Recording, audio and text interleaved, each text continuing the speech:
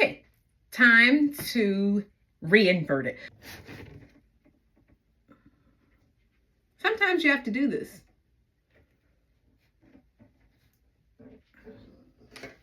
There we are.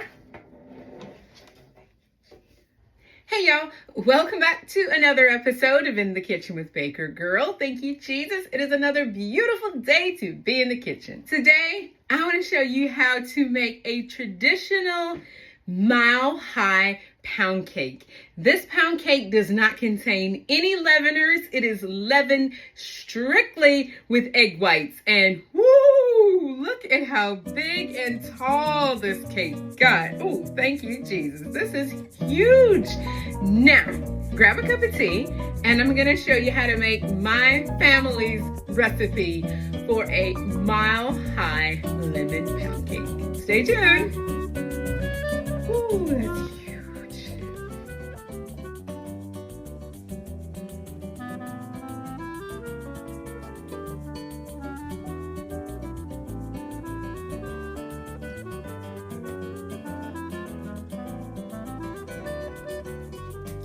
Hey y'all, welcome back to another episode of In the Kitchen with Baker Girl. Thank you, Jesus. It is another beautiful day to be in the kitchen, and I'm back with another pound cake. But this is not your average today pound cake. This is going back. Way back when pound cakes were really made out of a pound of sugar, a pound of eggs, a pound of butter, and a pound of flour. Now, I'm going to run over the ingredients really quickly. This is also known today as a mile-high pound cake. And this recipe came about as I was chatting with one of my subscribers. We were talking about pound cakes, and I was talking about my Aunt Mary Younger's pound cake, which is made more of a traditional way. We don't make pound cakes like this now. So I'm going to run you over the ingredients, and then we'll talk about what makes this pound cake different from the ones that we make today. We're pretty much going back to what we used to make before we started making modern day pound cakes. We'll talk about that in a minute. I'm going to run over the ingredients really quickly because the ingredients for this cake, every component for this cake is important. So I'm going to run over those things with you really quickly before we dive into the actual recipe. Now, as I said, there is a pound of things. So I have here 4 sticks, 1 pound of butter. And this is room temperature butter. It's soft. Very important that your butter be soft for this recipe. You need soft butter for every cake recipe, but for this one, you really do want to make sure that your butter is at total room temperature. It should, if it's anyways cold, pop it in the microwave for a few seconds, which is what I did. So we got a pound of butter, 4 sticks. We have, I did separate egg whites. Yeah, I told you this is going to be different from what we usually do. In here, I have 10 egg yolks and 10 egg whites because this is a mile-high pound cake, and everything is doubled, quadrupled, gigantic because it is a big cake, so you need a lot of ingredients. Now, I separated the egg yolks from the whites or the whites from the yolks because we're going to use the whites to leaven the cake. We're not using any leaveners. So the yolks for the richness, the whites as the leavener. I have seen some recipes where people make it all together. They just, like a traditional pound cake, like a traditional pound cake. Crack your egg in the bowl, mix it in like you normally do. But that's not how my Aunt Mary did it. She always separated her whites from her yolks and whipped them and folded them in. So that's how I'm going to do it. So we've got the eggs. Those are at room temperature, by the way. Everything's at room temperature. And then here I have 750 grams of sugar, which is almost 4 cups of sugar because pound of butter, pound of eggs, pound of sugar. Now, I reserved 50 grams or 1/4 cup of the sugar because I'm making a lemon pound cake and I want to make a lemon syrup to soak the pound cake. So I kept back 50 grams of sugar. It's not going to hurt the recipe, but if you're just making a plain cake, you're not going to soak it in a lemon syrup or any kind of syrup. Just use 4 cups of sugar or 800 grams of sugar. Now, the sugar we're going to do something to this sugar. So I'm going to set it aside because we're going to do something to it. But that is the sugar. And then I have 4 cups of flour. Now this is all-purpose unbleached flour. Most recipes calls for cake flour, and I suspect my aunts did too. However, you know me, I don't use bleached flour, and most cake flour is bleached. So I have just regular all-purpose unbleached. But to make a homemade version of cake flour, I am going to add cornstarch. Cornstarch is a good ingredient to add because it slows down the gluten. And as a matter of fact, it kind of hinders the gluten from forming in these kind of cakes. So you get a very soft cake, which is the same reason why you use cake flour. Cake flour has a lower protein content, and so things stay softer. This is the same pretty much. So you add some of this to your flour, you end it with cake flour. That's how you make cake flour at home. Now I have 8 ounces of sour cream. I didn't have any sour cream, actually. This isn't real sour cream. I do have heavy cream and I have Greek yogurt. So I use 7 ounces of heavy cream, 1 ounce of Greek yogurt, mix it together, let it sit at room temperature until it gets a little bit thick, and you pretty much have sour cream. But if you have sour cream, you need 8 ounces of sour cream. And then I've got some lemons because, as I say, this is a lemon pound cake. So I've got some lemons, which I'm going to use the zest in the cake batter. And I'm going to use the juice in the soaking syrup I was talking about earlier. Then I've got some salt. And because we are whipping egg whites, I have some cream of tartar. Cream of tartar help egg whites stabilize than if you just whip them without adding it. Now, if you don't have cream of tartar, don't worry, because you're only using a half a teaspoon. So if you don't have it, don't worry. Just add about a tablespoon of sugar, maybe 2 tablespoons of sugar to your egg whites, and that will help them stabilize as well. So if you don't have it, don't worry about it. And then some people add a teaspoon of white vinegar. That also helps to stabilize them instead of the cream of tartar, but all of those things will work. So that is the ingredients. Oh, yeah. Also got some salt. Can't miss the salt. That is the ingredients. Now, let's talk about the pan because that also is very important. Now, here I've got 2 types of pans. Both of these are typical tube pans that you find in pound cake baking. Now, this is a traditional bundt tube pan, not a bundt pan. This is actually a tube pan. And as you can see, me and this pan has been around for a good long while. I want to say at least 13 years. I don't know. This pan is old and I've been using it a long time. It works beautifully and I don't see any reason to update it. It works just fine. I'm totally happy with it. And then here I have what you may know as an angel food cake pan. Now this has feet, and the little feet when you bake an angel food cake, because you don't grease it so it can rise all the way up to the top. If you greased it, it would sink. You defeat the purpose.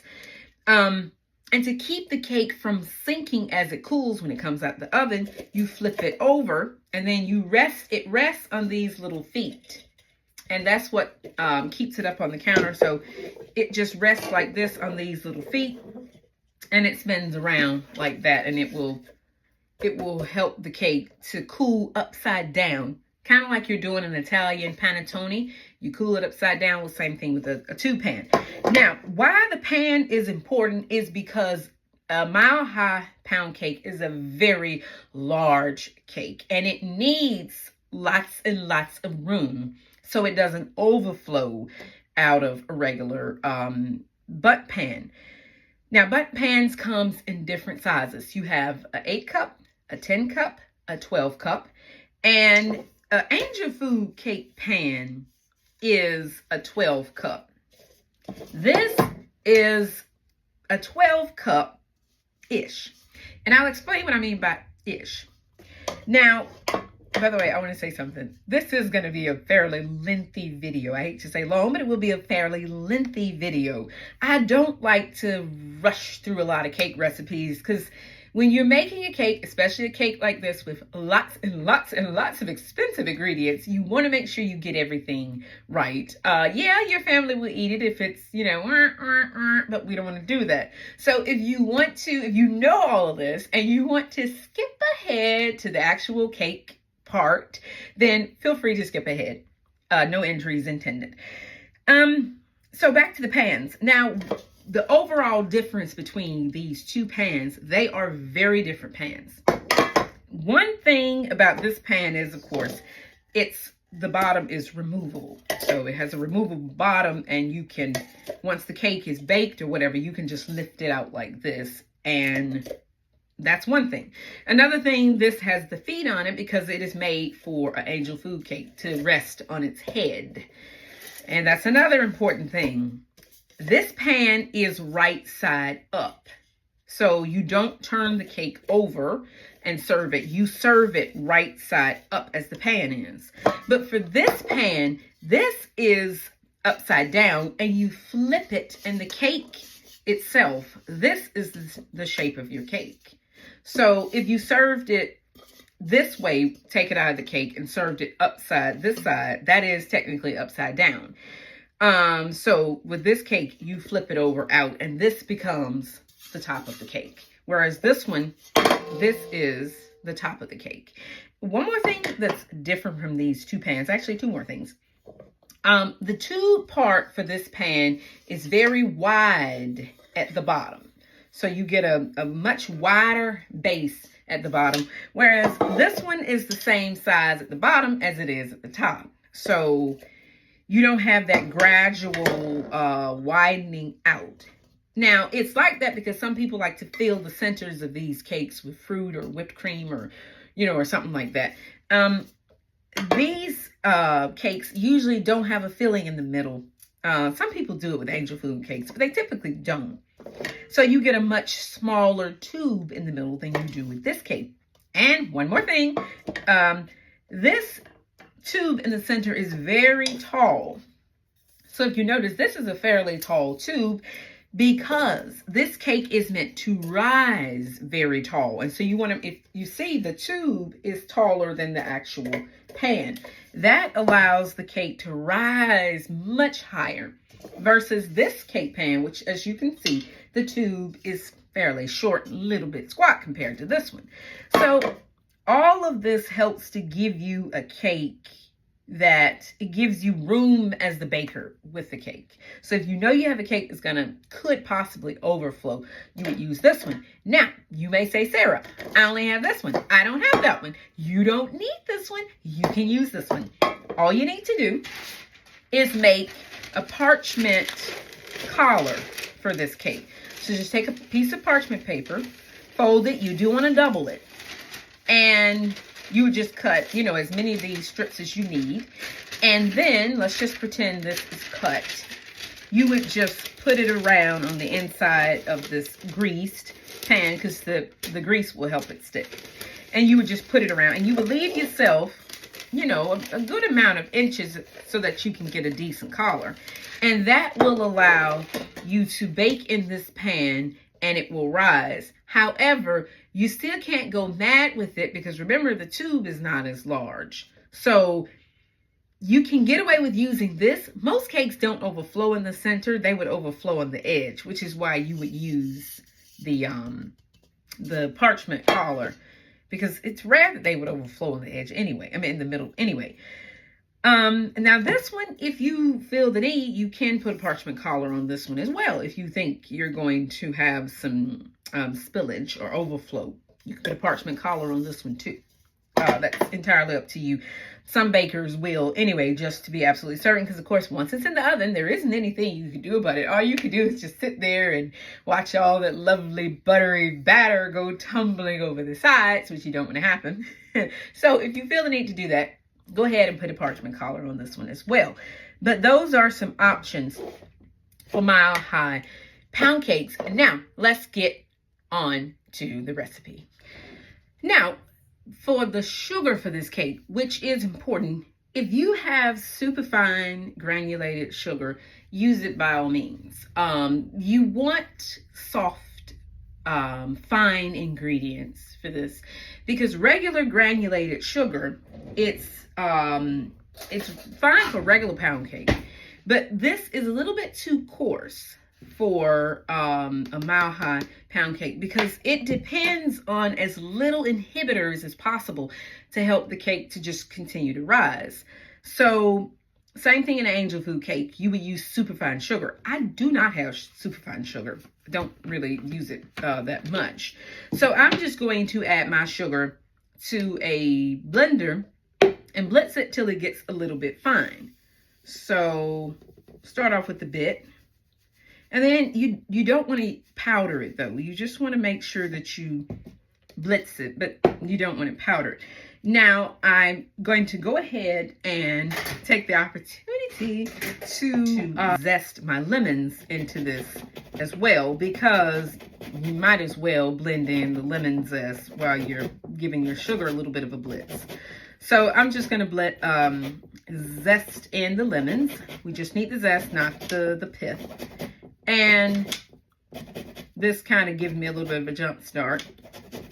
If you already have superfine sugar, you would just add the sugar to the mixer bowl and then zest the lemon zest right in, and you're good to go. Okay, that smells good. Now remember to set those zested lemons aside. We are going to use them for our soaking syrup. Now I can put this onto my Ninja and just give it a blitz. And you do want to stop before you end up with powdered sugar. So I'm just going to give it a bit of a shake, kind of listen to it. Yeah, I think that's good.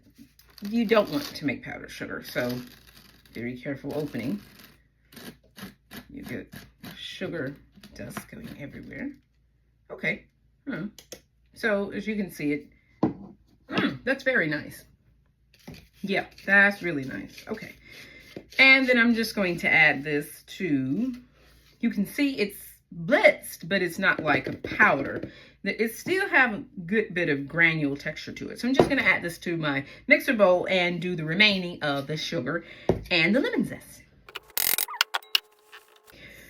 Okay, so we've got all of the sugar and the lemon zest nicely blitzed together. As you can see, this looks nothing like what you would start off with a pound cake. It looks very kind of whitish and not exactly powdery, but it's heading towards powdery, and it smells good. Okay, now it's time to just add in the butter. And I'm just going to add it in one stick at a time. If you buy bulk amounts of butter, they come in 1 pound. They come in 1 pound blocks, and I have to confess, I kind of loathe those. I know that sounds rather strong, but I remember when I was the baker at a bakery, and we would get those large 1 pound blocks of butter in. And I just felt like it was silly, because if you didn't need to use the, this big 1 pound butter thing, you could bring your entire thing of butter to room temperature, use what you needed, and it is just, so I always prefer sticks of butter, even if I need 8, 12, 20 sticks of butter. I prefer it in stick and not in pound. Plus, it's a lot more easier to measure out that way. Because if you're doing it the other way, you definitely do need a scale for that. Now, I've got all of the butter and the sugar. I am going to put this on the stand mixer and go ahead and start creaming it up. Now, at this point, the recipe is fairly straightforward. It's just, at this point, you would cream it just like you would cream butter for any pound cake. Be sure to cream it until it's very nice and light and fluffy. Start out on low. And you do definitely want to start on low, because the sugar in this is a little bit more powdery, so it could kind of really go places. So just start out on a nice low speed and let it mix a little bit. Once it's nicely mixed and you don't run the risk of getting a powder dusting of sugar, increase the speed.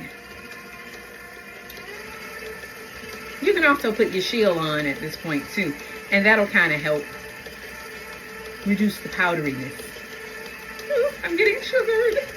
So now that all of the butter and the sugar is incorporated, go ahead and turn the speed up to medium-high and let this mix for about a decent 5 minutes. Let it roll.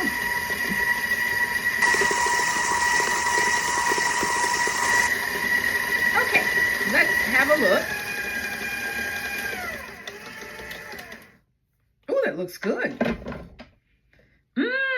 That looks spot on. Wow, just look at it. It has really, it's more like you were making. You see how fluffy it is? It looks really good. Okay, so that is just what we're looking for in terms of the creaming. Okay, so now I brought you guys in a little closer so you can see what's going on. I'm still here, but I want you to see a little bit closer what's going on because texture for this cake is quite important.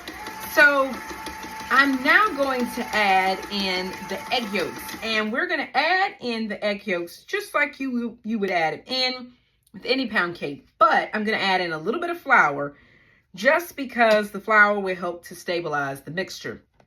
Now, about the flour is sifted, so don't use unsifted flour. Make sure you sift the flour. Now, I'm just going to turn this on and just mix in a little bit of that flour.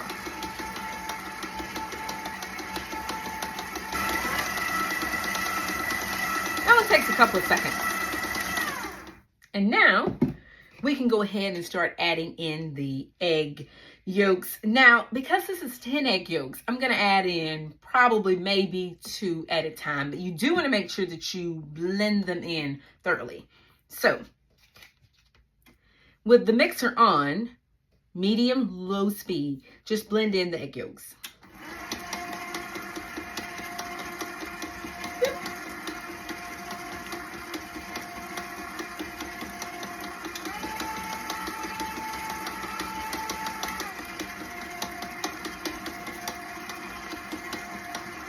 It's like watching paint dry, I know.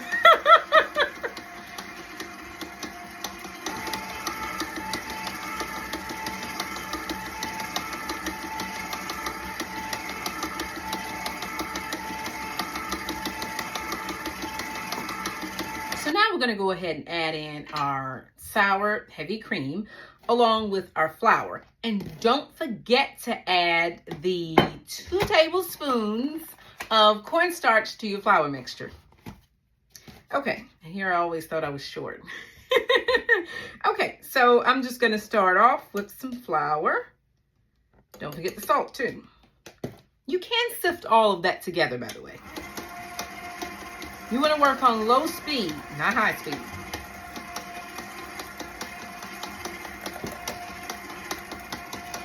A little bit of heavy cream. You're just adding in a few splashes at a time.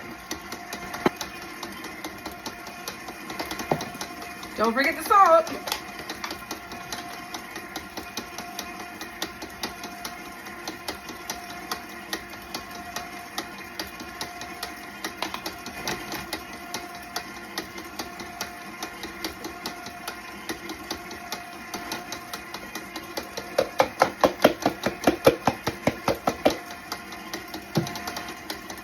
I think I can take this off now.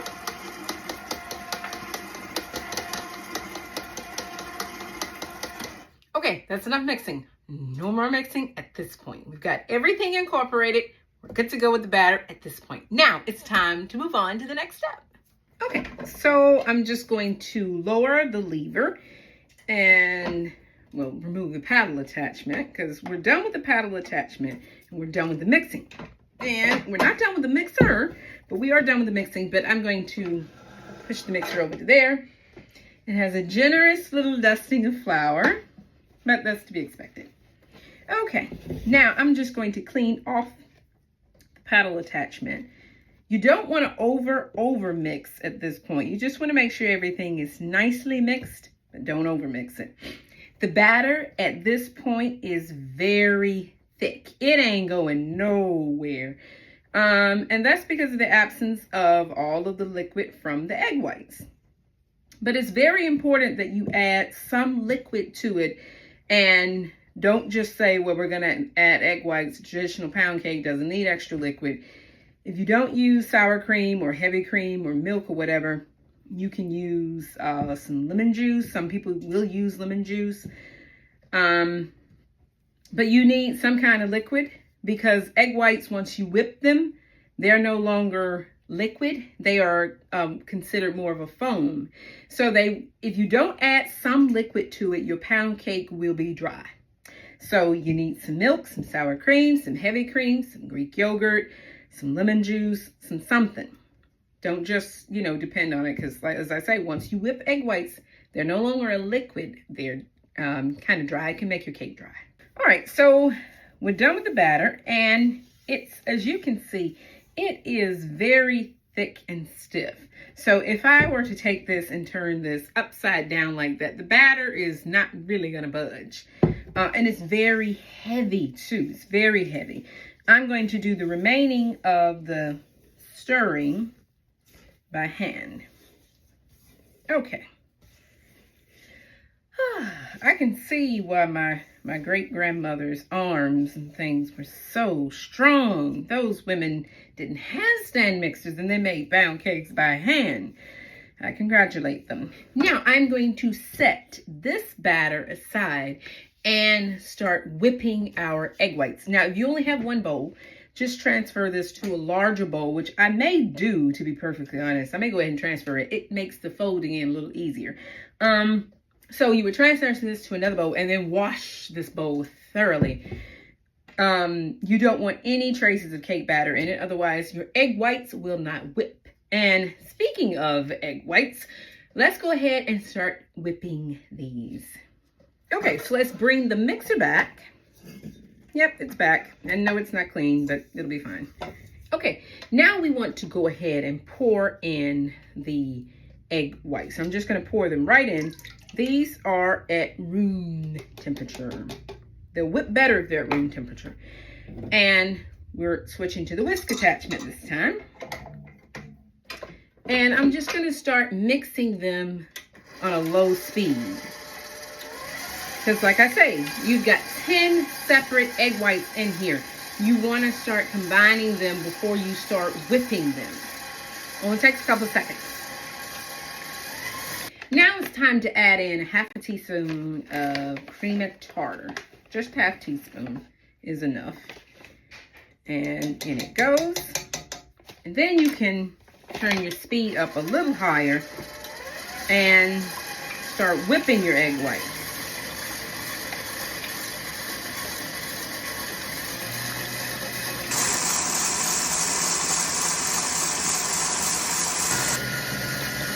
Okay, the egg whites are starting to get nice and foamy. Not quite there yet, but they're getting there. See? They're getting there. And we have stiff peaks. So I'm going to do the rest of it by hand. So just push the mixer out the way. Thank you. Done good. Bye-bye. Okay, and then I'm just going to do the rest of this by hand. You want stiff peaks, not super stiff, but you want them to be stiff. In the mixer, this will probably take another maybe 5 seconds, but it's better to do it by hand so you don't overmix them. I think, yeah, that's good. That is like a nice stiff peak, and yes, you can turn the bowl over, and yes, I will turn it over on my head this time. Or maybe I won't. But yeah, I'm confident they're not going anywhere. Okay, that's good. You thought I was going to turn it over my head that time, didn't you? No, I'm not. Okay, now it's ready to fold into the cake batter. Okay, all of the batter is in this bowl, and now as you can see, this is, as I said earlier, it ain't going nowhere. So now I'm going to add in some of the whipped egg. This will lighten the batter before we start folding. Because at this point, you can't fold anything in here. It's just too stiff, too thick. And if I haven't already said so, and I kind of think I haven't, you do want to preheat the oven to 325 degrees. Okay. You don't have to be too soft at this point. You're just mixing it in, loosening it up a little bit. Okay. The reason why the egg whites should be stiff peaks and not soft peaks is because we need them to be the leavener this time. So in the other cake that I made, we had baking soda in it. We didn't need the eggs to be the sole leavener, so they could be a little bit softer. But this one, we need the eggs to be the sole leavener, so they need to be a little bit firmer. So now we start actually folding. So add in some of the egg whites and fold. Literally. Come around, go through the middle. Round, go through the middle. Around, go through the middle. Around, go through the middle. Go through the middle. You can turn the bowl. That helps too. And before you incorporate all of the first batch, go ahead and add in some more of the next batch. Don't let your egg whites hang out too long. They can start to weep because there's no sugar in them to help prevent them from weeping. So they will start to weep if you let them sit. And just keep mixing. Now you can see why I mix this in a larger bowl. Make it a little easier.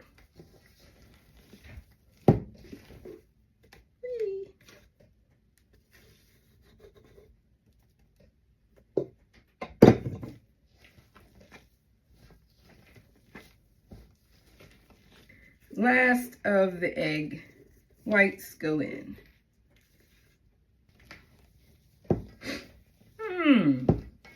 Thank you, Jesus. This is looking good.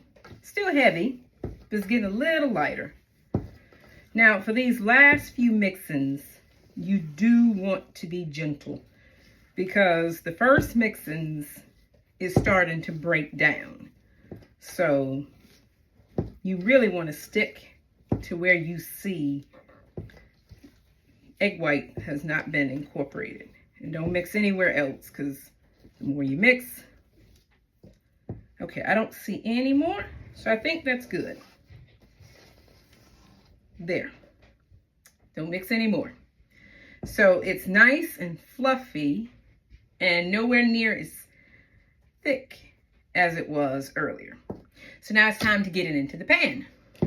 Now, how you get this cake into the pan is equally important too. You don't want to dump this in. You kind of want to drop it in. You just avoid knocking out as much air as possible. So just mix it, just add it in. Dollops. Dollops. Okay. I try to keep it neat so it doesn't get on the sides. For some reason that kind of irritates me if it does. Okay. Little dollops. Now, if you were making a Genoese sponge, you would pour this as close from the pan to the bowl as possible, so you really don't disturb the egg whites. You do have to be a little bit fussy with this one, but not overly fussy. Or not that kind of fussy. Okay, I'm just going to get a spatula and get the rest of this out. We don't want to waste anything. Now, I'm just going to take a bit of sugar and sprinkle it right on the top of this cake. Careful, don't get any on the sides. We're just aiming for the very top of the cake. Now, if you remember those pound cakes that we used to eat years ago, and they had that little craggly top, that's because of the sugar. So just sprinkle just a bit, not a lot. That was only like maybe a teaspoon or two. Now, don't do any bumping and knocking and none of that with this cake. You can give it just a gentle little shake to make it settle into the pan, but no bumping, knocking. Now, I am going to put this into a preheated 325-degree oven. This cake is going to bake for about an hour, hour and a half. Don't underbake it. Keep your eye on it. So, into the oven she goes. Now, the timer is up and the pound cake is done. But here's a tip my Aunt Mary told me. Whenever you're baking a pound cake that's leavened only with egg whites, when the timer goes off, check the cake, make sure it's done, then turn the oven off and leave the cake in the oven for about 10-15 minutes to let the temperature gradually drop. That prevents the cake from collapsing, coming straight from a hot oven into a cool room. And it is a very blistering cold day today. So the timer is out. I'm just gonna let the cake sit in the oven for the last 10-15 minutes. That's actually an additional 10 to 15 minutes outside of the baking time. Turn the oven off, let it sit in the oven for about another 10-15 minutes. Then we're going to take it out of the oven. But oh, thank you, Jesus. It looks so good and it is huge. Woo, this is a big cake. Here it is. Oh, thank you, Jesus. It is huge, but this is a mile-high pound cake, leavened only with egg whites. So, oh, thank you, Jesus. I am quite tickled at how it turned out. It got so tall. Oh, wow. Now, you do need to let it cool. Now, you don't need to flip this cake if you don't want to. It will still stay nice and tall. But the purpose of these types of pans, flipping them, just ensures that the cake retain as much volume as possible. Now, if you don't care about the volume, that's perfectly fine. But the lighter and taller it is, the more lighter your slice of cake is. So I'm just going to scoop this under this. Like that. You're kind of wrapping the cake up in a tea towel. Hey, that's hot. Hey. Okay, so we got the cake in the cake sling. Actually, I do kind of want to keep it this way. Okay, now we can set this on top. And I actually should have went the opposite direction. There we are. Okay. And kind of create a bit of a tight sling. I don't know if you can see this, but I've got a bit of a tight sling here, so I can pick the whole thing up with this sling. And you want to centralize it, so there we are. Okay, now pick it up with the sling and hold the sling rather tightly so it doesn't, there's no room for slippage. This towel was a tiny bit longer. Okay, there we are. Yeah, that's good. Okay, now time to flip it. Hold that towel tightly. Okay, say a prayer. Thank you, Jesus. Okay, and then just gently turn it over. There she goes. And she's flipped. Okay, and just keep it like this for a few minutes. Let me remove the towel so you can see. I can see, but you can't see. Just keep it like this for just a few minutes as well. This doesn't take long. You don't want it sitting a long time turned over because you get a very squished headed cake. Because this is a heavy cake. You don't want to do that. So just let it hang like this. And it's resting not 100% on its head, because remember, this has a very long funnel. So it's also resting on the funnel, and keep your eye on it. But this is not the time to run off and start doing things and forget it. If you forget it, you will get a squished head cake, which you don't want. Okay, time to re-invert it.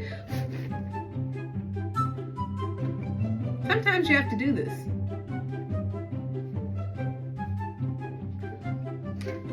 There we are. So now that the cake has set for a little bit, but it's still hot, I'm going to go ahead and poke some holes in it because I'm going to pour the lemon syrup in it. So just go ahead and poke in some holes. It's going to take this cake a considerable amount of time to cool, and you do need to let it cool in the pan. So I'm just going to go ahead and poke the holes in it. Pour the lemon syrup. This cake smells so good. Thank you, Jesus. It smells so good. It smells just like my sisters and my aunties' cakes. It smells good. I'm sorry, I gotta have a smell. Oh, wow. That reminds me of my sister's cakes. Okay. So now I'm just gonna pour the lemon syrup on top. Actually, I do kind of want to set this on a tray because there could be some drippage. So I'm just gonna be super quick. Just pour the syrup on top.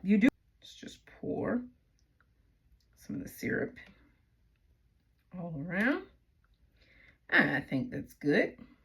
There we are. Okay. Okay, that looks good. All right.